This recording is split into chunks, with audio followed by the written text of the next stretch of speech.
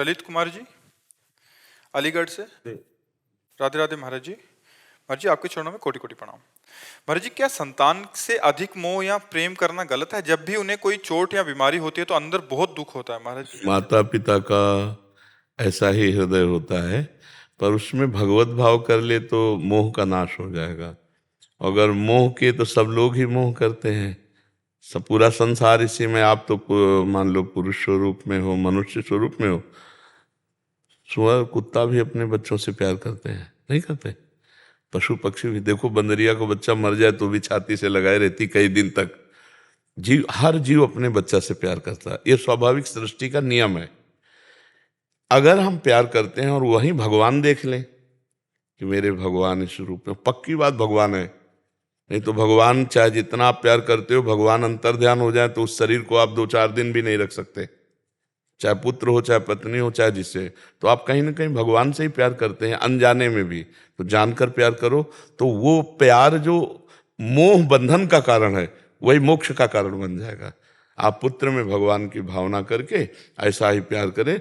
जैसे जरा अब कोई हमारे ठाकुर जी जैसे हम लिए जा रहे हैं, और ऐसे थोड़ी सी ठोकर लग जाए, नहीं नहीं नहीं, क्योंकि मेरे ठाकुर जी मेरे प्राण। तो ऐसे ही बच्चा के प्रति जो अपना भाव आता है ना, तो वो हम भगवान की भावना कर, मेरे भगवान इसमें विराजमान है। और सच्चे मानिए, इस शरीर रूपी मंदिर के हृदय देश में, गर्भगृह में भगवान सबके विराजमान है। वह हम भावना कर लें कि हमारे पुत्र में भगवान, हमारी पत्नी में भगवान, तो हम मोह पास में बंधेंगे नहीं। नहीं तो मोह पास बहुत विचित्र है। अब क्या पता कितने दिन के लिए कौन शरीर है, और हम पूरे आसक्त हो गए। और इसके बाद इस लोक का नाम क्या है? क्या नाम है इस लोक का? मतलब अवश्य होगी, अवश्य होगी। अब हमारी हालत क्या होगी, थोड़ी देर के लिए सोचो। जिससे हम प्यार करते हो हमसे बिछुड़ जाए तो हमारी हालत क्या? सुनना नहीं चाहेंगे। होना तो बात अलग, हम सुनना नहीं चाहेंगे। और वो होगा। ये संसार का खेल है, कब कहाँ क्या होता है कुछ पता नहीं चलता है। तो हमें लगता है हमें तैयार रहना चाहिए कि श्री भगवान सबके अंतर में विराजमान है, और भगवान सब समय हमारे साथ रहते हैं। भगवान जब सर्वत्र हैं तो हमारे पास भी हैं। भगवान सब समय में है तो इस समय भी हैं। भगवान सबके हैं तो हमारे भी हैं। तो फिर हमें थोड़ा ज्ञान हो जाएगा, तो हम मोह पास में नहीं तो बहुत विचित्र मोह पास है। एक 70 वर्ष के बाबा, मतलब वृद्ध, हम उस समय नैष्ठिक ब्रह्मचर्य में थे, तो आश्रम में तो वो सुबह नहा के एक फोटो निकाले ऐसे, और अगरबत्ती ऐसे करके रोने लगे। तो हमें लगा इनकी गुरु माता होंगी, क्योंकि जैसा भाव उनका देखा ना कि धूप बत्ती करना और रोना। तो नज़दीक पूछा, नई अवस्था थी हमारी, कि बाबा ये आपकी गुरु माता है? उनका नहीं। तो फिर उनका कौन है? कुल देवी हैं? तो उनका नहीं, हमारी पत्नी है। अब वो पधार गई, मतलब इतने आसक्त पत्नी में के फोटो रखते, उसे अगरबत्ती करके और रोते, कोई भगवत भाव नहीं। तो हमें लगा कि यार अगर ये इतना भाव थोड़ा सा ट्रांसफर हो जाए और इसी छवि में भगवान को देखने लगे तो भगवान की प्राप्ति हो जाए। पर मोह बहुत विचित्र होता है। तो इसलिए हमें लगता है कि ये जो प्यार है ये चराचर जगत के हृदय में है, इसी प्यार को और बढ़ाओ, पर भगवत भाव कर लो तो तुम्हारा कल्याण हो जाएगा, तुम्हारा मंगल हो जाएगा। जी। जसवंत सिंह जी दिल्ली से। जी। राधे राधे महाराज जी। महाराज जी आपके चरणों में कोटि कोटि प्रणाम। महाराज जी, बचपन से ही मेरा लक्ष्य भगवत प्राप्ति और भगवत प्राप्त संतों को गुरु बनाने की जिज्ञासा थी, ताकि मैं अपने जीवन के लक्ष्य को प्राप्त कर सकूं और भगवान श्री कृष्ण का भजन करूं। बचपन में मुझे वैराग्य हो गया और यही धुन लगी कि मुझे संन्यास लेना, भगवत प्राप्ति करनी है। बच्चा था, किसी धार्मिक पुस्तक में पढ़ा कि संन्यास लेने के लिए माता पिता का आशीर्वाद लेना जरूरी है, नहीं तो संन्यास नहीं होता। पिताजी नहीं रहे, माता जी ने आशीर्वाद नहीं दिया। महाराज जी, क्या ये मेरा प्रारब्ध था जो मैं संन्यास नहीं ले पाया? भगवत मार्ग पर चलने वाले के लिए संबंधियों का प्रारब्ध नहीं, नहीं, प्रारब्ध भाग्य में भगवत प्राप्ति किसी के नहीं लिखी। इसमें दृढ़ता चाहिए, इसमें प्रारब्ध काम नहीं करता। किसके शरीर संबंधी ऐसे सहज में बाबा जी बनने देते हैं? सहज में थोड़ी बनने। हमारे पिताजी भक्त थे, पर सहज में कौन चाहता है? कट्टरता। हमारे बड़े भ्राता इस शरीर के आए, तो चलो घर चलो जा। अब वो तो खोजबीन शुरू हुई तो पता ही चल जाता है, बोले गोरा गोरा लड़का है वहां मंदिर में है, तो पकड़े गए हम। तो 13 वर्ष की अवस्था थी, तो अभी 4-5 दिन ही घर से भागे हुए थे। वहाँ तो सब तो पिता ही होते। जो ही थोड़ी देर में देखा तो पिताजी आए, खड़ी की साइकिल और डंडा साथ में, और डंडा साथ रखते थे किसान आदमी। फिर हिम्मत किया कि चाहे मार डालें, ना उठेंगे ना जवाब देंगे, बस हम निश्चय किया है मारेंगे जरूर, लेकिन हम बोलेंगे नहीं, उठेंगे नहीं, चाहे मार डालें। और जब नजदीक आए वो खड़े हो, उनका स्वभाव बहुत, तो हम कुछ नहीं बोले, चुपचाप ऐसे बैठे, सुना नहीं, फिर भी नहीं बोले। बोले हम प्यार से कह रहे हैं, खड़े हो जाओ, हमारे प्रश्नों का उत्तर दो। तो हमें लगा गुंजाइश है, तो खड़े हो गए। तो मतलब एक तो भय उनका और दूसरा भगवान के प्रति समर्पण। तो उन्होंने कहा चलो बैठो गाड़ी पे, घर चलो। हम कहा नहीं, अब जीवन में कभी घर नहीं जाएंगे। क्यों? किसी ने कुछ कहा? हम कहा नहीं। और रोने लगे। हम कहा हमें भगवान चाहिए, हम भगवत प्राप्ति करना चाहते हैं, आपका हमें आशीष मिले और आप जाओ, हमें छोड़ दो भगवान के सहारे। पता नहीं क्या हुआ, एकदम उनकी मतलब मति पलटी और ऐसे ऐसे छाती से लगाया और कहा सच्ची बात भगवान प्राप्त करना चाहते हो? हम कहा हाँ सच्ची बात पर। तो ऐसे ऐसे खोपड़े में मेरे हाथ फेरा और कहा अगर ऊषर में भी बैठोगे ना तो आशीर्वाद देता हूँ, फूलों की वर्षा होगी। पर एक बात जिंदगी में अगर हमें सुनने को मिले कि किसी माँ बहन की तरफ देखा है कि तुम्हें इतनी बात समझ लो, तो हम कहा जिंदगी में ये बात आपको कभी सुनने को नहीं मिलेगी। और बोले जिंदगी में कभी लौट कर गाँव की तरफ मत देखना, अगर वैराग्य लिया तो फिर भगवान की कृपा से, उनके आशीर्वाद से ये मोहरा टला। अब दूसरा मोहरा माँ का, बहुत बड़ा ये बहुत सबसे बड़ा होता है। इसमें थप्पड़ का भय नहीं था, इसमें आंसुओं का भय था, क्योंकि ये टालना बहुत कठिन होता है। जो ही सुना अम्मा आ रहे हैं, तो क्योंकि जाग बता दिया वो नहीं आएगा, वो बाबा जी बन गया पक्का। जो ही माता जी को, तो हम फिर भगवान से प्रार्थना की कि हे भगवान, माँ से बात करने की हमें सामर्थ्य दो, क्योंकि उसके आंखों की आंसुओं के सामने, और वो कोई प्रवचन थोड़ी होते हैं, वो तो हृदय की मार होती है ना। अब जो ही आए सो दौड़ के ऐसे बबुआ गले, हम कहा अब तो ढेर हो गए, अब क्या उत्तर दे। वो रो रही है ऐसे। हम कहा बैठो अम्मा, बैठे। हम कहा आप हमें ये बताओ जिस मार्ग में हम जा रहे हैं क्या गलत है? बोले कभी नहीं गलत है, कभी नहीं कहूंगी कि गलत है। रात दिन भजन करना, पर जब तक हम जीवित रहे हमारे सामने घर में रहो और तुम भजन करो, केवल भजन करो। हम कहा अम्मा ऐसा नहीं होता, जब गांव गली में घर गृहस्थी में रहा जाता है तो निरंतर भजन नहीं होता, वो साधु संग और लक्ष्य से होता है। तो हम कहा भैया हम भगवान के मार्ग में, आप दोबारा कभी हमारे सामने मत आइएगा। उठी और ऐसे मस्तक पे हाथ रखा और कहा जिंदगी में कभी हम तुम्हारे सामने नहीं आएंगे, जाओ भगवान का भजन करो बस। वो मरी कि जी, पिता मरे कि जी, पर जब से निकले तब से आज तक तो कट्टरता, अपनी कट्टरता, अपना लक्ष्य दृढ़, मर चाहे जाऊं, नहीं नहीं नहीं भगवान के मार्ग में चलूंगा। हमारे प्रारब्ध में नहीं लिखा कि हम भगवत प्राप्ति करेंगे। मनुष्य जन्म भगवत प्राप्ति के उद्योग के द्वारा, प्रयत्न के द्वारा होती है। तो हम प्रयत्न के द्वारा अपने प्रारब्ध को शिथिल करके आए, और अगर उन्हीं की बात में आ जाते तो घर परिवार संसार, जब भगवान के मार्ग में चले तो कितने कष्ट हुए। पूरा जीवन जवानी गंगा के किनारे कष्टप्रद, बस गंगा के किनारे को, क्योंकि गांव गली में जा नहीं सकते। आज 13 से 55 वर्ष की आयु का यात्रा हो गई, भगवान निपटा दे। अब किडनी फेल है, अब जब 3 दिन भगवान रखे अले। तो इसमें कट्टरता चाहिए। आप कट्टरता से चूक गए, इसलिए गृहस्थी में चले गए। प्रारब्ध इसमें जोर नहीं कसता, इसमें पुरुषार्थ काम करता है जी। तनिषा जी। राधे राधे महाराज। महाराज जी आपके चरणों में कोटि कोटि प्रणाम। महाराज जी मेरा प्रश्न है कि भक्ति मार्ग पर कैसे टिके रहें और क्रोध मोह गिरा देते हैं, कैसे कम करें इसको? देखो, अगर तूफान चल रहा हो, हम किसी पर्वत का अडिग वस्तु का सहारा ले ले तो हम बच जाते हैं। ऐसे काम क्रोध लोभ मोह मद मत्सर ये तूफान है, तूफान। ये हवा नहीं है, ये तूफान है, किसी को भी उड़ा सकते हैं, किसी को भी भ्रष्ट कर सकते हैं। तो सबसे बड़ा जो अडिग स्थान है वो भगवान बता रहे हैं। सबकी ममता ताग बटोरी, मम पद मन ही बांधी बर डोरी। सबकी ममता बच करके रस्सी करके मन को मेरे चरणों में बांध दे। भगवान के चरण अडिग हैं। भगवान के चरणों को काम क्रोध लोभ मोह मद मत्सर कोई नहीं उखाड़ सकता। भगवान के चरणों को उखाड़ना तो बात जाने, भक्त के चरण को नहीं उखाड़ सकता। जब बार बार रावण ने कहा भगवान श्री राम को मनुष्य मनुष्य नर, तो उनका तुम उनको केवल मनुष्य समझते हो, मैं उनका एक दूत हूं, मैं एक क्षुद्र दूत हूं। और ताल ठोकी और कहा मैं पैर जमा रहा हूं, तेरी सभा में कोई वीर हो तो उखाड़ के दिखा दे। अगर मेरे पैर को हिला भी देगा तो राम जी वापस चले जाएंगे, सिया जी हार जाएंगे। कितनी बड़ी बात स्वामी की, इतना बड़ा अधिकार थोड़ी सेवक को होता है। सिया जी को हार जाएंगे, वापस चले, उखाड़ दे पैर। राम प्रताप सुमिर पन रूपा, किसी की ताकत नहीं।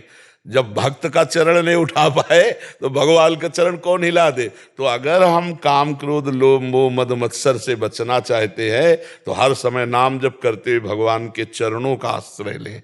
भगवान के चरण इतने मजबूत है कि हमें कोई हिला नहीं सकता, हमें कोई डिगा नहीं सकता। और अगर भगवान के चरण नहीं तो ना तपस्या रोक पाएगी ना कोई साधना रोक पाएगी। जिस समय ये वेग आते हैं ना तो सब ज्ञान अपहृत हो जाता है और वो वही करता है जो मन कहलाता है। जो मन कहलाता है कि भाई ये करना वही करना। तो इसलिए भगवान के चरणों का आश्रय, हरिशरणम हरिशरणम हरिशरणम। सनकादि भी जपते रहते, निरंतर सनकादि भी जपते रहते, तो हमें भगवान का नाम जपते रहना, भगवान की शरण में रहना, उसी से सब ठीक हो जाएगा।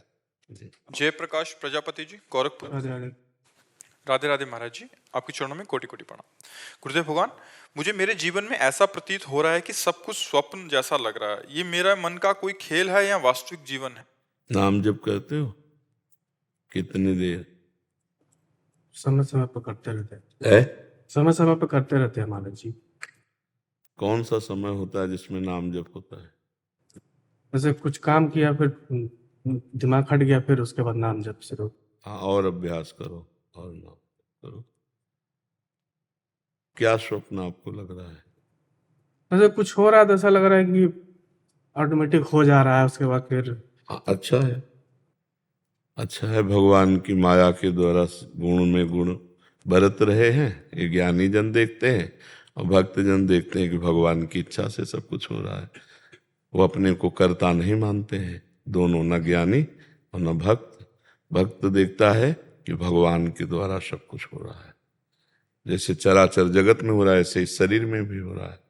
पर भक्त के द्वारा कभी पापाचरण नहीं होते, ज्ञानी के द्वारा कभी अधर्माचरण नहीं होते। जो ज्ञानी देखता है गुणानुगुण वर्तनते, तो ऐसा नहीं कि वो पाप को भी देख रहा है, पाप उसके द्वारा हो ही नहीं सकता जो ऐसा देखता है। भगवान के द्वारा सब कुछ हो रहा है तो अहंकार में ही काम क्रोध लोभ होते हैं, इस वृत्ति में सब कामनाएं नष्ट हो जाती हैं। तो अपने को देखो, क्या आपकी ऐसी स्थिति है कि किसी भी तरह की कोई कामना नहीं रह गई?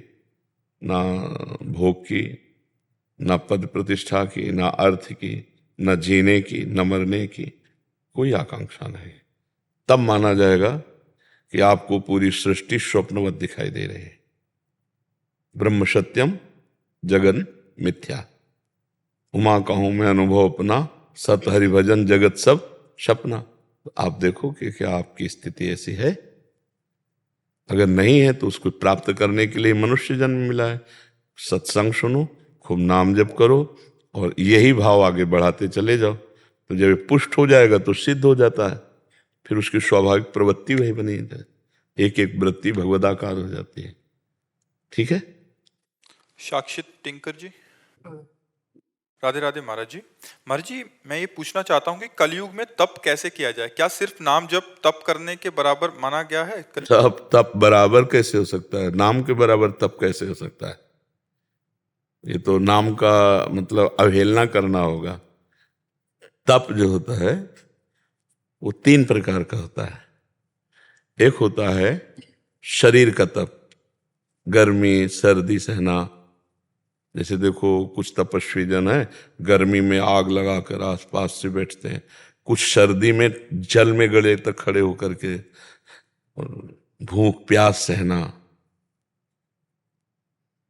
बाहरी जो आगंतुक प्रकृति जनित कष्ट हैं उनको सहना, उनसे विक्षिप्त ना होना, उसे शारीरिक तप कहते हैं। मानसिक तप के बिना शारीरिक तप का कोई महत्व नहीं बनता, क्योंकि शरीर का स्थूल ढांचा, ये क्रियात्मक कष्ट सहा, लेकिन मना स्थिति क्या है? तो मना स्थिति में जब काम का प्रहार हो, क्रोध का प्रहार हो, ये ताप है। लोभ, मोह, मद, मत्सर, ईर्ष्या, द्वेष, मान, अपमान, स्तुति, निंदा, इनको समान भाव से जो सह गया वो मन का तपस्वी। तन का तपस्वी तो कोई भी हो सकता है, लेकिन उसका फल है मन का तप। और वाणी का तप है निरंतर भगवान का नाम जप करते हुए मौन रहना, बोलना तो भगवत शब्दों में बोलना, सत्य बोलना, हितकर बोलना। ये तो तप महत्वशाली है। बाहरी दिखावे को तप नहीं कहते। व्रत, संयम, नियम, ये अहंकार की पुष्टि अगर कर दिए तो सब बेकार हो गए। अहंकार लेने से क्या तपस्या पूर्ण हो गई? यही खास बात है। भगवान के आश्रित होकर दैन्य भाव से आप जल में रहो, चाहे फल में रहो, चाहे रोटी में रहो, चाहे उससे कोई फर्क नहीं पड़ता। आपका चिंतन क्या हो रहा है? आप चिंतन कहाँ में? जहाँ चिंतन वही आपकी स्थिति। हाँ, भगवान के लिए किया जाए और दैन्य रहा जाए और नाम जप किया जाए तो यही तप भगवत प्राप्ति करा देगा। कलयुग में सबसे बड़ा तप है पापाचरण ना करते हुए नाम जप कर लो, बस हमारी बात मान लो। चाहे रोटी खा के रहो, चाहे फल खा के रहो, चाहे पानी पी के रहो, भगवान का स्मरण नहीं हो रहा तो सब बेकार है। भगवत स्मृति, हर समय नाम जप करते रहो।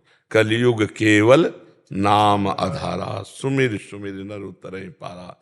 यह कलिकाल मलायतन मन कर देख विचार, श्री रघुनाथ नाम बिनु नाहिन आन आधार। समझ रहे लो बच्चा? अंदर काम सता रहा, उसको सह गए। भारी तपस्वी काम का ताप सह गए। बाहर की आग सही जा सकती है, अंदर की आग नहीं सही जा सकती। किसी ने गाली दी, वो अंदर जाके जला रही, सह गए चुपचाप तपस्वी। ये तपस्या, क्योंकि इसमें प्रदर्शन नहीं है। प्रदर्शन में लोक रिझावा है, लेकिन वो व्यक्ति मान, अपमान, सुख, दुख, लाभ, हानि सबको शांत भाव से सहकर भजन कर रहा है, उसको कोई नहीं जान पाएगा। उसको भगवान जानेंगे, उसे भगवत प्राप्ति होगी। तो तपस्या का अर्थ है आए हुए विकारों को सह जाना, सच्ची तपस्या। पर ये बहुत कठिन है, ये बहुत कठिन है। भगवान के लिए जो किया जाए, कोई प्रदर्शन ना हो, दिखावा ना हो, तो हर बात भगवान को पसंद आ जाएगी। तुम्हारा व्रत रहना, तुम्हारा कष्ट सहना, सब भगवान एक एक का हिसाब देंगे। और दिखावे के लिए हो सो तो भारी से भारी तप भी किसी काम का नहीं है जी। इस प्रसंग में हम देखते हैं कि दुर्वासा जी दूब का रस पीते थे और बलकल की लंगोटी लगाते थे। अम्बरीश जी चक्रवर्ती सम्राट थे, लेकिन महाराज दुर्वासा परास्त हो गए अम्बरीश जी की भक्ति के कारण।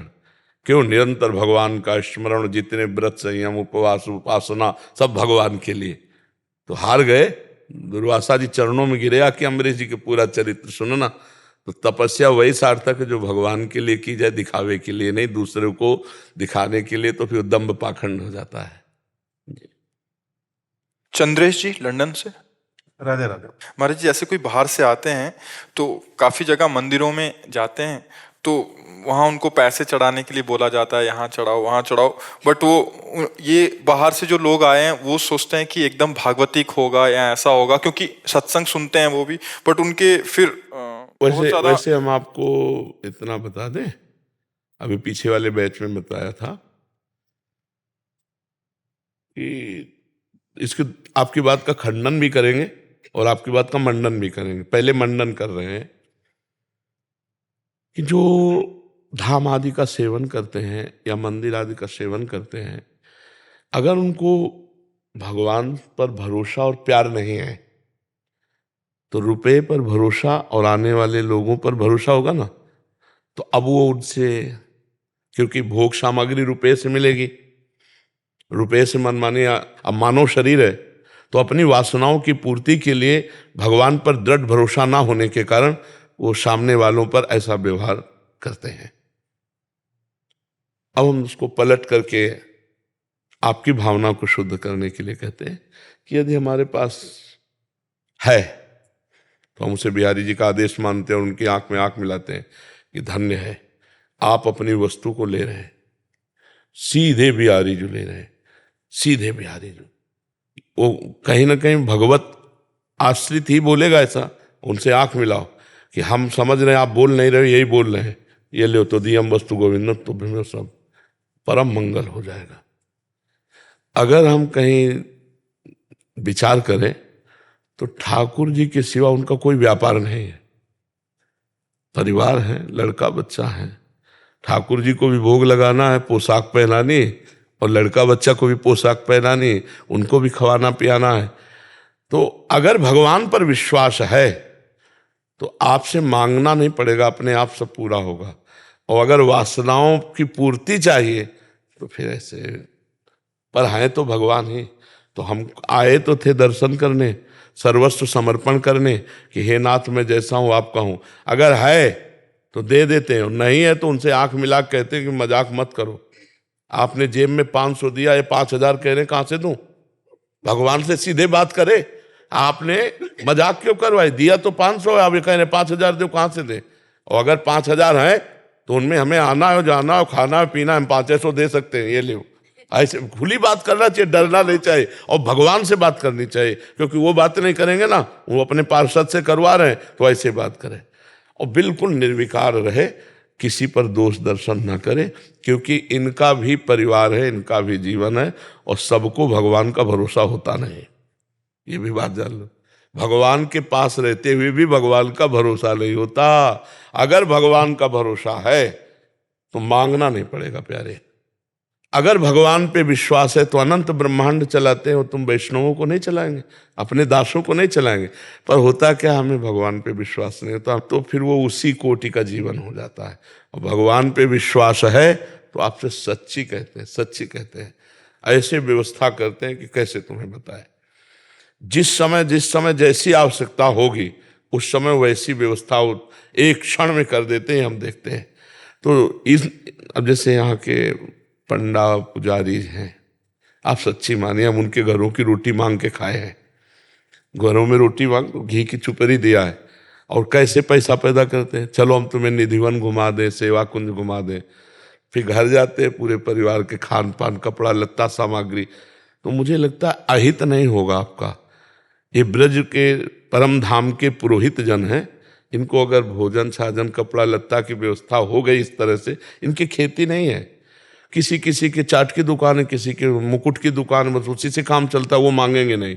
और जो इस कोटि से व्यवहार करते हैं तो हमको थोड़ा उदार वृत्ति रखनी चाहिए, और दोष दर्शन ना करते हुए हमारी जो सामर्थ्य सो करेंगे। अगर हमारे अंदर ठाकुर जी बैठे हो कह रहे नहीं, तो हम उनकी बात सुनकर भी अनसुनी करके प्रणाम करके चल देंगे। महाराज जी कोई अपराध?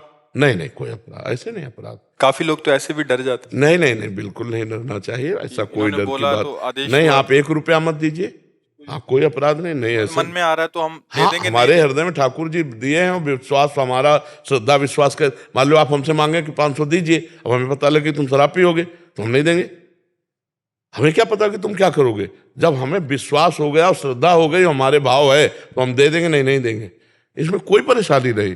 सामने वाले का मांगना है, आपको दे, हाँ ना कुछ नहीं बोलना, प्रणाम करना, चल दे। अगर सामने वाला उद्दंडता करे तो फिर कानून है, ऐसे थोड़ी कि आप जेब काट लोगे, आप जबरदस्ती करोगे, फिर भारतीय कानून व्यवस्था है। क्यों इसमें आपको कोई संशय लगा? हाँ, अगर है तो बांट के खा लो, नहीं है फिर राधे राधे, प्रणाम कर लिया, चल दिया।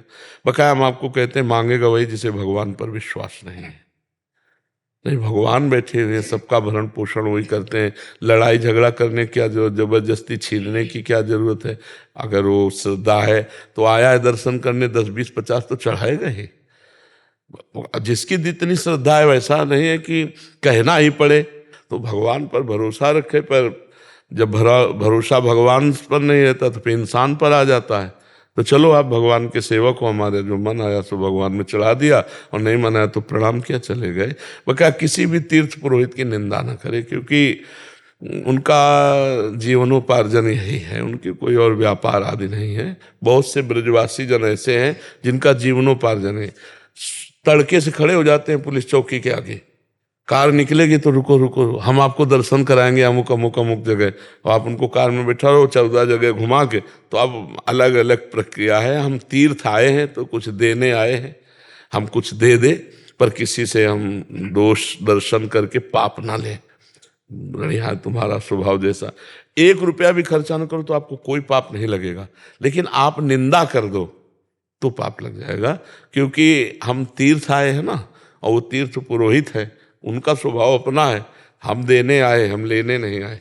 हम पाप लेके नहीं जाएंगे तो कुछ नहीं, आपका स्वभाव, आप ऐसे बर्ताव करो। हमारी जेब में दम है, भाव है तो दे देंगे, नहीं है तो हम चल देंगे प्रणाम करके, उसमें कोई पाप नहीं लगता है। वो क्या, हमें लगता है कि धाम आदि आवे, तो जैसे एक पार्टी में आप जाते हो तो 10-20 हजार इधर उधर हो जाए, 4 दोस्त पिए खाए तो फिर नहीं ध्यान देते, ऐसा आजकल होता है। कहीं छोटी से छोटी बात अगर 4 लोग बैठ जाओ तो 2-4 हजार खर्चा हो जाएंगे। तो हमें लगता है अगर धाम तीर्थ आवे 2-4 हजार बिहारी जू, राधा वल्लभ जू, ब्रजवासी जनों में खर्चा हो जाए तो उसमें शोक ना करे। नहीं, गाड़ी में जरा सा ठोकर लग जाए 60-70 हजार 1 लाख लग जाते, और लाख रुपया अगर धाम में खर्चा कर दिए तो करोड़ों के बराबर हो गए। पर धाम में खर्चा करना बहुत कठिन होता है। तो हमें लगता है अगर कभी ऐसा हो तो पिता की तरह उदारता दिखा करके जो हो, जितना अपने भाव, तो 10-10, 20-20, 50-50 रुपया दे दिए, प्रणाम किए, नमस्कार किए, उनमें दोष दर्शन ना करे। दोष दर्शन करने से अपनी हानि है। ठीक है ना, कोई संशय तो नहीं इसमें जी। राजेश जी, सूरत, गुजरात से। महाराज जी, आपके चरणों में कोटि कोटि प्रणाम। महाराज जी, मृत्यु को महोत्सव में कैसे परिवर्तित करें? मृत्यु हमारे श्री कृष्ण है। विभूतियों में कहा सब कुछ हरण करने वाले में मैं मृत्यु हूं। तो जब मेरा प्रीतम नाटक कर रहा है और वो कोई भी रोल कर रहा हो, स्वांग कर रहा हो, हम पहचानते हैं कि ये मेरा प्रीतम है, तो क्या मुझे भय लगेगा? वो एक भयावह रूप लेकर के आ रहा है और हमारा परिचय है कि अरे ये तो मेरा प्रीतम है, तो क्या भयावह रूप में हम उसका आलिंगन नहीं करेंगे? दूसरे डरेंगे, हम नहीं डरेंगे। एक बार एक सरकारी ऑफिसर जो पिस्तौल रखता था घर आया तो उसकी पत्नी ने कहा कि तुम इतना कैसे लेट हो गए? तो सरकारी काम होते हैं उनमें लेट हो जाते हैं। नहीं, रोज तो लेट नहीं होते, आज कैसे लेट हो गए? बदतमीजी की हद हो गई। पिस्तौल निकाली, गोली भरी सामने और कनपट्टी में रख दिया। अरे जाओ यार तुम फालतू, ये दूसरे को दिखाया करो। बोले असली गोली है, पिस्तौल है, तुझे डर क्यों नहीं लगा? बोले आप मेरे हो, आप मेरे प्रीतम हो, आप मेरे पति हो, ऐसा कर ही नहीं सकते। बात समझ में आई ना? वो चाहे जितना भयावह रूप रख के आवे, वो मेरा प्रीतम है। सब डर गए क्या? नरसिंह भगवान से प्रहलाद जी डरे? अब विचार करके देखो, सब मोहित हो गए दैत्य, क्या मोहिनी भगवान से देवता मोहित हुए? क्योंकि पता है भगवान श्री हरि है। जब मुझे पता है कि भगवान श्री हरि के सिवा कोई नहीं, तो मरने से सब जग डरा मेरो मन आनंद। आओ आओ मेरा आलिंगन करो, मृत्यु रूप से मेरा प्रीतम आलिंगन करो, कोई डर नहीं। और मृत्यु उसे भयावह लगती है जिसने शरीर से प्यार किया और शरीर के संबंधियों से प्यार किया और शरीर संबंधी भोगों से प्यार किया, उसको मृत्यु भयावह लगती है, क्योंकि वो सब छूट रहा है। और जिसने केवल प्रभु से प्यार किया तो अपनी अटैची तो तैयार है, चाहे जब फोन करो हम तैयार हैं, बिल्कुल आले के ले आओ।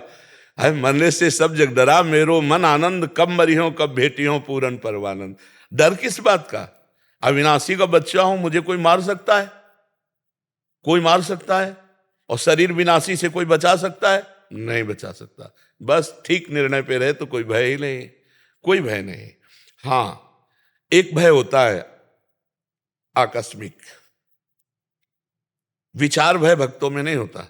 बस अभी कोई चीख दे तो अभी ऐसे बोले इसका मतलब ब्रह्म प्राप्त नहीं, भयभीत हो गया। नहीं, अकस्मात कोई घटना, कोई आवाज, कोई वो एकदम ऐसे हो जाएगा, विचार भय नहीं रहता। तो मृत्यु विचार के द्वारा नष्ट हो जाती है। किसकी मृत्यु? किसी की मृत्यु नहीं। आप हमें बताओ मृत्यु किसकी होती है? किसी की नहीं। शरीर 5 भौतिक है, पंचभूत अपने में मिल गए, अविनाशी चिदानंद भगवान का अंश अपने आसक्ति के कारण सूक्ष्म शरीर और कारण शरीर के वासना को लेकर अगले जन्म में चला गया। मृत्यु किसकी हुई? कुछ नहीं। माने हुए आकार का परिवर्तन ही मृत्यु माना गया। नहीं, मृत्यु किसकी है? हमें बताओ, कौन मरा? न जल मरा, न अग्नि, न वायु, न पृथ्वी, न आकाश तत्व, कोई मरा तो नहीं ना। वो अपने में मिल गया जाके। ये रूप बिगड़ गया, इस रूप के बिगड़ने को मृत्यु कह दिया गया। और जो अविनाशी हम भगवान के अंश हैं, इसको तो कोई मार ही नहीं सकता, पैदा ही नहीं हुआ कोई मारने वाला। न आग्नेयास्त्र, न वरुणास्त्र, न वायुवास्त्र, किसी के सामर्थ्य नहीं। नैनम छिन्दन्ति शस्त्राणि, नैनम दहति पावका, न चैनम क्लेदयन्त्यापो, न शोष्यति मारुता। कैसे? मृत्यु का भय कैसे? इस शरीर का राग ही मृत्यु का भय दिखाती है। भोगों का राग, ये जो कमाया है सब छूट जाएगा, ये सब प्रिय संबंधी छूट जाएंगे, अब डर लगा। अगर हमें प्रीतम पहले से ठीक चयन किया है तो आनंद आएगा, यार शरीर छूटा, अपने प्रभु से मिलेंगे जाके, अपनी श्री जी से मिलेंगे जाके, क्या भय? आप बताओ। तो मृत्यु महोत्सव तब होता है जब हर समय भगवान का चिंतन किया जाए, नहीं तो फिर बातों से मृत्यु महोत्सव नहीं होता। मृत्यु एक भयावह वो जो अच्छे अच्छे के हृदय कांप जाते हैं। लेकिन देखिए, राष्ट्र पे समर्पित क्या मृत्यु से भयभीत हुए? वंदे मातरम कहकर ऐसे फंदा डाला फांसी का, कहले तू क्या डालेगा, मैं खुद डाल लेता हूं, जैसे ब्याह का वरमाला डाला जाता है। राष्ट्र पे अगर समर्पण है तो आज भी बॉर्डर पे खड़े हमारे राष्ट्र सैनिक, पता है कहीं से भी गोली आ सकती है, और कितने ऐसे शहीद होते हैं हमारे राष्ट्र पे, क्या उनको मृत्यु का भय है? जानते हैं गोली चल रही कहीं से भी आ जाएगी, जानते हैं कि कहीं से भी मिसाइल आ जाएगी, चिथड़ा उड़ जाएंगे, लेकिन नहीं, जो अपने लक्ष्य पर दृढ़ है, एक वो कोई ब्रह्म ज्ञान थोड़ी है उनको, लेकिन वो भी मृत्यु को ललकारते हैं। और अगर वो असली ज्ञान प्राप्त हो गया तो फिर मृत्यु का क्या भय रहा? इसलिए हमें लगता है मानव जीवन जिस लक्ष्य की प्राप्ति के लिए मिला, उस लक्ष्य को अगर प्राप्त कर लिया जाए तो जीवन मुक्त हो जाता है, जीते जी मुक्त हो जाता है। सांप को अपनी केचुल छोड़ने में कोई भय लगता है क्या? ऐसे ही शरीर छोड़ने में कोई भय नहीं लगता, जिसको बोध हो जाता है। प्रवचन करने से भय नहीं मिटेगा, प्रवचन सुनने से भय नहीं मिटेगा, बोध होने से, प्रेम होने से, तब भय मिटेगा। आप समझ पा रहे हैं? पंडित आनंद देव जी उपाध्याय जी। राधे राधे महाराज। महाराज जी राधे राधे। श्री हरिवंश। महाराज जी, सकाम और निष्काम दो स्वरूप हैं भक्ति के, परंतु श्रीमद् भागवत जी में उपदेश करते हुए प्रभु बोले हैं कि तीव्रेन भक्ति योगेन। ये तीव्र भक्ति महाराज जी क्या है? ग्रस्त में तीव्र भक्ति का क्या स्वरूप होगा? देखो भाई, सकामता जो है यदि केवल भगवान से की जाए तो सकामता भी तीव्र भक्ति में स्थित कर देगी, क्योंकि भगवान ने आर्त, अर्थार्थी, जिज्ञासु, ज्ञानी चारों को उदार भगत कहा है। पर हमें लगता है सर्वज्ञ भगवान से मांगने की कोई आवश्यकता तो है ही नहीं। अगर हम भगवान की भक्ति की रसवृत्ति को थोड़ा भी जान जाएं तो कामना रही नहीं जाएगी। केवल एक श्लोक समझ ले गीता जी का तो भगवत प्राप्ति निश्चित हो जाएगी। अनन्यस चिंतयन्तु माम, भगवान की बस इतनी बात समझ ले, फिर वो ये जना परिपासते तेषाम नित्याभियुक्ता नाम योगक्षेमम वहाम्यहम्। लौकिक और पारलौकिक कोई भी चाह अधूरी नहीं रह जाएगी। भगवान कहते हैं कि जो है उसकी रक्षा करूंगा और जो नहीं है उसको प्राप्त करा दूंगा। अप्राप्त की प्राप्ति का नाम योग और जो है उसकी रक्षा का नाम क्षेम। ये सारा भार भगवान ले रहे हैं। अपने को केवल चिंतन करना है, अनन्य चिंतन। बाहरी क्रियाओं के यहाँ कोई चर्चा नहीं कर रहे हैं, अनन्य चिंतन की बात कर रहे हैं। अगर हम हर समय श्वास प्रश्वास गुरु प्रदत्त या मनोनीत भगवन नाम निरंतर अभ्यास करें, नाम श्वास दो बिलक चलत हैं, इनको भेद न मोको भावे, श्वास ही नाम, नाम ही श्वासा, नाम श्वास को भेद मिटावे, रोम रोम और रग रग बोले, तब कुछ स्वाद नाम को पावे। जैसे जैसे भगवान की स्मृति में हम डूबते हैं, वैसे ही वैसे भगवान के लिए व्याकुलता पैदा होती है। व्याकुलता ही तीव्र भक्ति योग है। ये जितनी भक्ति की बाहरी क्रियाएं हैं, इन सबका फल है ये गीता का ये श्लोक। अनन्य चेता सततम यो माम स्मृति नित्य साहा तस्याहम सुलभा पार्थ। बस इसी में सुलभ कह दिया, मैं उसके लिए सुलभ हूं। अब जैसे सांप अंदर बैठा है, बांबी के ऊपर से हम लठ चला रहे हैं तो सांप को कोई फर्क नहीं पड़ता। ऐसे ही हृदय रूपी छिद्र में अज्ञान रूपी सर्प बैठा हुआ है। अब बाहर से हम भगवान की भक्ति के जो लक्षण है वो कर रहे हैं, वो अंदर से सकामता है, अंदर से व्यक्तियों के प्रति राग और द्वेष है, भगवत भावना नहीं, तो बहुत काल भक्ति करने पर भी उसको भगवदानंद की अनुभूति नहीं होगी। भगवदानंद की अनुभूति के बिना मन स्थिर नहीं होता है, और जब तक मन चलायमान है तो साधक होते हुए भी वो असाधना के कार्य करता रहेगा। पक्की बात हमारी समझ लीजिए, निज सुख बिन मन होय कि थीरा। जब तक निज सुख, आत्म सुख, भगवत सुख नहीं मिलता तब तक मन शांत नहीं होता, और मन जब तक भगवत सुख में शांत नहीं होगा तो विषय में शांति खोजेगा जहां बिल्कुल नहीं है। जिसके त्याग से शांति बताई गई है उसी के भोग में वो शांति खोजेगा। तो तीव्र भक्ति योग, अनन्य चिंतन, भगवान का अनन्य चिंतन, तद स्मरणेन परम व्याकुल थेति, तदर्पिता अखिलाचारिता। समस्त आचरण हमारे भगवान के अनुकूल हो, श्री कृष्ण अनुकूलेन प्रतिकूलस्य वर्जनम, हम त्याग कर दें जो भगवान के प्रतिकूल हो। तस्मात् शास्त्रम प्रमाणम ते कार्याकार्यो व्यवस्थितो, जो भगवान ने शास्त्र में आज्ञा की, जो संत जनों ने विधि की, उसके अनुसार हम चलें और नाम जप करें, सब ठीक हो जाएगा, निश्चित भगवत प्राप्ति हो जाएगी।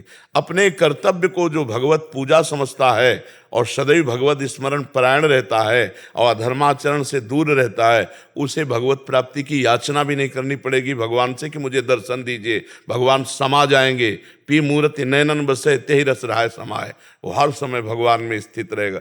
और बाहरी बहुत सी क्रियाएं हो रही हैं, अंदर से संबंध शरीर और शरीर संबंधियों की ममता और अहमता से युक्त है, तो बहुत काल तक बाहरी क्रियाएं करने पर भी भगवदानंद की प्राप्ति नहीं होगी, क्योंकि हृदय गुफा में अंधेरा है।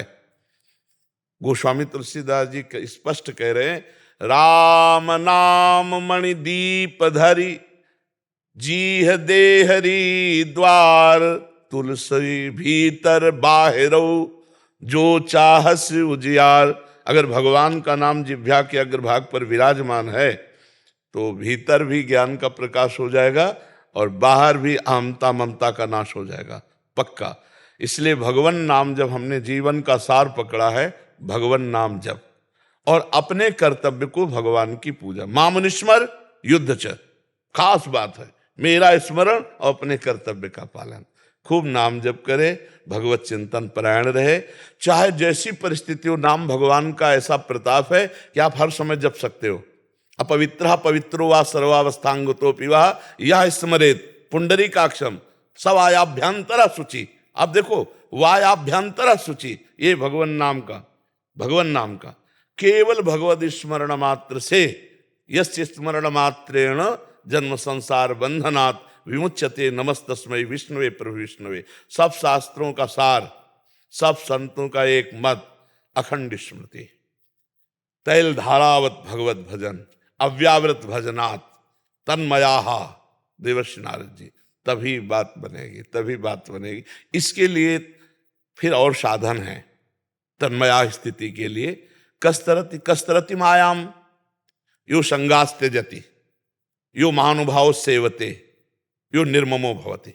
जो कुसंग का त्याग कर देता है, जाके संग कुमति मति उपजय करत भजन में भंग, तजोरे मन हरि विमुखन को संग, जाके प्रिय न राम वैदेही, तजिए ताहि कोटि बैरी सम, जद्यप परम सनेही। कुसंग का त्याग और यो महानुभाव सेवते, जो महापुरुषों का संग करता है। भजन न होई संग बिनु, और भजन बिना नहीं प्रेम, और छिन्हु भजन न छाड़िए, धरिए या ध्रुनेम। बिना भगवत प्रेमी भजनानंदी महात्मा का संग के शुद्ध भजन हो ही नहीं सकता, और बिना भजन के प्रेम नहीं होता, बिना प्रेम के भगवत साक्षात्कार नहीं होता। इसलिए हम खूब डट के नाम जप करें, अधर्माचरण से बचे, शास्त्र सम्मत अपने गृहस्थ कर्तव्य का पालन करें।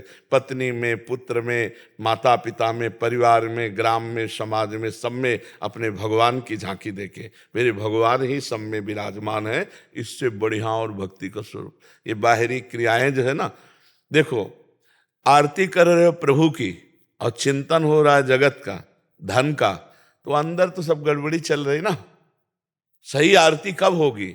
जब भक्ति कर दीप प्रेम करी बाती, साधु संगति करी अनुदिन राती। भक्ति का दीपक हो, प्रेम की बाती हो। बोले किस कहाँ मिलेगी? बोले साधु संगति में। मत की रति गति भूति भलाई, जब जे जतन जहां जे पाई, सो जानो सत्संग प्रभाऊ, लोकों वेद ना अनु पाऊ। अगर हम भगवत प्रेमी महात्माओं का संग करें, खूब नाम जप करें, अपने कर्तव्य का पालन करें, बात समझ गई। इसी से सब प्राप्त हो जाएगा। अध्यात्म का जो चरम सीमा का आत्मबोध है वो भी इसी से प्राप्त हो जाएगा। मम दर्शन फल परम अनुपा, जीव पाव निज सहज स्वरूप, सब कुछ प्राप्त हो जाता है। जी। महाराज जी, एक दास का भाव और है, ठाकुर जी जब तक धरा पर रहे, ठाकुर जी जब तक धरा पर रहे, कब नहीं है धरा पे? अभी भी हैं, लेकिन जब लीला में ठाकुर जी थे यहाँ पे, अब नहीं लीला हो रही? अभी भी हो रही महाराज जी। बस हमको वही बात कहो जो स्वीकृत है। जी, उनकी नित्य है, सनातन है, सच्चिदानंद में लीला है, तो त्रिकाल सत्य है, अब भी हो रही है। अब भी ठाकुर जी कहो सो कहा जहां प्रभु नाई, बस हमारे अंदर ठाकुर जी को प्रकट करने वाला प्रेम नहीं है। ते समाज गिरजा में रहू, अवसर पाई वचन कहू, हरि व्यापक सर्वत्र समाना, प्रेम ते प्रकट होए मैं जाना। अब भी नित्य लीला चल रही, आपके आंखों में प्रेम आना चाहिए, अभी दिखाई देगा। भगवान सत्य है, सनातन है, त्रिकाल सत्य है, त्रिकाल लीला चल रही। हम ये सुनना भी बर्दाश्त नहीं करेंगे कि भगवान थे, भगवान थे, ये सुनना भी बर्दाश्त नहीं करेंगे। भगवान है, भगवान है। लीला हो रही थी नहीं, लीला हो रही है। हाँ पक्का। अब बात करो। ठाकुर जी पे भी संदेह, दुर्योधन शिषपाल इत्यादि को छोड़ ब्रह्मा जी को भी मोह हो गया था लीला देख करके, तो वो भी ठाकुर जी पे। आप संदेह के मार्ग में जाना चाहते हो? नहीं महाराज जी, मैं निवेदन जो कर रहा हूँ वो ये कर रहा हूँ कि मुझे ऐसे लगता है कि वर्तमान समय में आप भी ठाकुर जी के नित्य परिकर। नहीं तो आप कौन हो? आप ठाकुर जी के नित्य परिकर? महाराज जी हम तो साधारण जी, बहुत साधारण जी। को ना पहले समझो, इसमें बिजली है ना, इसमें बिजली है ना, इसमें बिजली है ना, इसमें साधारण बिजली है, वही बिजली है। छू के देखो करंट मारेगी। सब में समान भाव से परमात्मा विराजमान है। 100 ग्राम, 50 ग्राम, 1 किलो, आधा, ऐसा नहीं है। समान भगवान समान भाव से विराजमान है। इन शरीरों के, इन यंत्रों के कारण बिजली का ग्रहण करना, ये बहुत कम बिजली ग्रहण करेगी, वो थोड़ा इससे ज्यादा ग्रहण करेगी, लेकिन बिजली बिजली है। ऐसे हमारे ये खोपड़ी स्वभाव, इसके अनुसार हम परमात्मा भाव को जितना पकड़ पा रहे हैं, नहीं, परमात्मा सम रूप से सबके हृदय में विराजमान है। हाँ, जो जितना अपना अहम प्रभु के चरणों में समर्पित कर देता है, उतने उसमें भगवदानंद प्रकाशित होने लगता है, भगवत तेज प्रकाशित होने लगता है। भगवान उसकी वाणी में बैठ करके बोलने लगते, भगवान उसके हृदय में, अंतःकरण में अपना अधिकार, मन कृष्ण, बुद्धि कृष्ण, चित्त कृष्ण, अहम कृष्ण, बकाया है कृष्ण ही कृष्ण। मत्ता परतरम नान्यत किंचिदस्ति धनंजय, मेरे सिवा कुछ नहीं है। प्रभु, हम आपको प्रभु मानते हैं, आप इधर प्रभु मानिए, और चराचर जगत प्रभु, यही तो भक्त का स्वरूप है। शो अनन्य गति जाके असमति न टरे हनुमंत, मैं सेवक सचराचर रूप स्वामी भगवंत। रूप स्वामी, मैं सेवक सचराचर रूप स्वामी भगवान विराजमान। ए भैया, हम सब मायाकृत शरीर में आसक्त चित्त वाले, वो करुणा करे तो चित्त को चुरा लिया, बस बात इतनी है। तिनका पड़ा रज के साथ पैरों में रौंदा जाता था, वायु का संसर्ग मिला, उड़ करके राजाओं के मुकुट पर या मंदिर की चोटी पर बैठ गया। इसमें तिनके का महत्व नहीं है, नहीं, इसमें महत्व है उस वायु का जो तिनके को उड़ा करके मंदिर की चोटी पे बैठाल दिया। मूकम करोति वाचालम पंगुम लंघते गिरिम यत् कृपा तमाम मंदे। परमानंद बात, वही भगवान अपने शरणागतों को स्वीकार करते हैं, उतनी बात है, कुछ नहीं है। सब में वही विराजमान है। वो जहां अपना अधिकार कर लेता है, जहां दैन्य भाव से अहम समर्पित हो जाता है, वहां वो स्वयं अपना प्रकाश करने लगते हैं। उन्हीं का सारा खेल है, ना अपने कुछ है, अपना कोई महत्व है। वो जहां बैठते हैं वहीं महत्व प्रकाशित हो जाता है। कहीं पर्दा लगा के बैठे हैं और कहीं पर्दा खोल दिए, बस अंतर इतना है, नहीं सब में वही विराज, सबको बराबर प्यार करते हैं। मेरे प्रभु का स्वभाव ऐसा है, सब पर मोर बराबर दया, सब मम प्रिय, सब मम उपजाए। पर हम लोग भगवान से विमुख होकर के संसार की तरफ आसक्ति में बह गए, इसलिए अपने प्रभु की कृपा को नहीं जान पाए। अगर आज भी हम मुड़े तो भगवान का स्वभाव ऐसा है, विमुख भये निमिषौ न अकृपा, जब चितय तब ऐसे। उमा राम स्वभाव जय जाना, ताई भजन तज। बिल्कुल पक्का आप समझिए, ये हमारी त्रुटि है, नहीं तो हम सबके हृदय में वो विराजमान है। अनंत ज्ञान अनंत प्रेम लिए हुए सबके हृदय में विराजमान है। मनवीर कौर जी छत्तीसगढ़ से। राधे राधे महाराज जी। महाराज जी, गृहस्थ जीवन में निरंतर समभाव कैसे बना रहे? प्रतिकूलता आने पर रुकावट सी आ जाती। हाँ, ये तो बहुत मतलब साधारण सी बात है। गृहस्थ हो या विरक्त, प्रतिकूलता आने पर अगर स्थिति नहीं है अंदर तो फिर बाधा पड़ जाती है ना। मान लो आप हमारे अनुकूल हो तो हम आप सोच सकते हैं मेरे भगवान हो, लेकिन आते ही ढोंगी, फिर हम आप में देखे मेरे भगवान आए हैं। और वैसे ही शांति बनी रहे जैसे प्रणाम नमस्कार करने पर, तो इसका मतलब स्थिति है। तो अपने लोग सुन सुनाकर गृहस्थी में स्थिति धारण करना चाहते हैं, पर वो स्थिति तभी आएगी जब हमारी भक्ति की भूमिकाएं बढ़ेगी। जैसे कक्षा 1 का विद्यार्थी जब पढ़ करके प्रश्न ठीक उत्तर दे देता है तो 2 में पहुंच जाता है, ऐसे भक्ति की भूमिकाएं हैं। हम नाम जप करें, मान लो स्त्री शरीर है तो हमारे बहुत से धर्म हैं। पति तो हमें पातिव्रत धर्म, सास ससुर तो उनकी सेवा भगवत भाव से, परिवार की तो पति के सुख के लिए पूरे परिवार की सेवा। अब इस सेवा को सहन करते हुए, क्योंकि जब हम किसी की सेवा करते हैं तो एक आकांक्षा होती है, कम से कम मधुर बोले तो हमसे। लेकिन परिवार में ऐसा नहीं होता। जब हम सेवा करते हैं, मान लो सास ससुर ही सही, तो कटु व्यवहार करेंगे। आप उनकी सेवा कर रहे हो, अब वो आपके साथ कटु व्यवहार करेंगे। आप पति को भगवान मानो, वो आपके साथ कटु व्यवहार करेगा, कड़ुआ व्यवहार। अब वो अपने में स्थित रहना कितना कठिन है। अगर स्थित रह गए तो भूमिका बदल जाएगी, फिर आपकी वो ऊंचाई हो जाएगी। एक बार रत्नावती जी का विरोध किया माधव सिंह जो राजा थे, उनके पति, और एक दिन वो आया कि घुटने टेक कर पैर छुए अपनी पत्नी के, माधव सिंह, कि देवी मैं तुम्हारी महिमा को नहीं जान पाया। भगवान का भक्त जो है वो बाद में प्रकाशित होता है, पहले नहीं प्रकाशित होता है वो, पर जब प्रकाशित होगा तो बस ये सहनशीलता, सहन शक्ति, सहते जाओ, चुपचाप सहते जाओ तो आप महान होते चले जाओगे। देखो एक शीशा है, कंकड़ उठाओ मारो पूरा शीशा टूट जाएगा, और एक शीशा है गोली मारो तो नहीं टूटेगा। क्यों? गरम ठंडा करके उसको इतना मजबूत कर दिया गया प्रक्रिया के द्वारा। वही शीशा है कि गोली मारो तो नहीं टूटा, बुलेट प्रूफ कहते। हाँ, तो भगवान का भक्त बुलेट प्रूफ हो जाता है। गोली मारो तो फर्क नहीं पड़ेगा।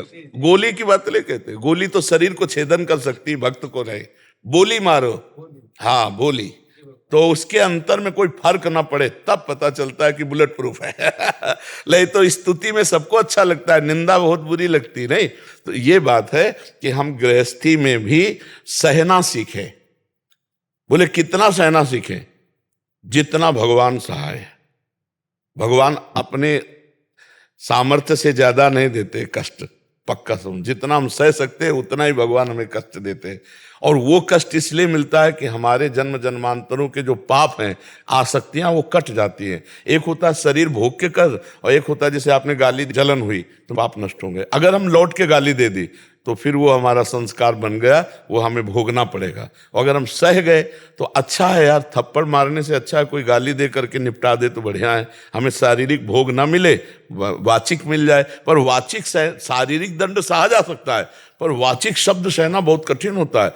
बस इसको संभाल ले, घर गृहस्थी में इसको संभाल ले। नहीं तो ऐसा भी हो सकता है, बहुत बुद्धिमान तो लगेगा, सेवा करते हैं फिर भी निंदा करते हैं। जब कोई रिश्ते नातेदार आता है तो मेरी निंदा ही होती, तो मेरी सेवा का क्या फल? नहीं, उन्हीं की सेवा से भगवत प्राप्ति होगी जो तुम्हारी निंदा करते हैं, जो तुम्हारा अपमान करते हैं। करत जे अनुसहन निंदक, तीनों पर है उल्टा मार्ग। संसार का मार्ग ऐसा नहीं, 60 समाचरित, संसार इस पे राजी रहता है, लेकिन भक्ति नहीं। भक्ति ये जो हमारा अपमान कर रहे हैं, जो हमारी निंदा कर रहे हैं, भगवान इनको सद्बुद्धि दे, ये स्वस्थ रहे और मुझे सामर्थ्य दे कि मैं ये निंदा सुनकर भी इनसे प्यार करूं, इन अपने कर्तव्य का पालन करूं। ये थोड़ा सा कठिन मार्ग है, अगर इसका निर्वाह कर ले गया तो भगवान की प्राप्ति है। तो हम भगवान से प्रार्थना करें, नाम जप करें, इससे हमें सामर्थ्य मिलेगी। राधा राधा राधा राधा राधा राधा राधा राधा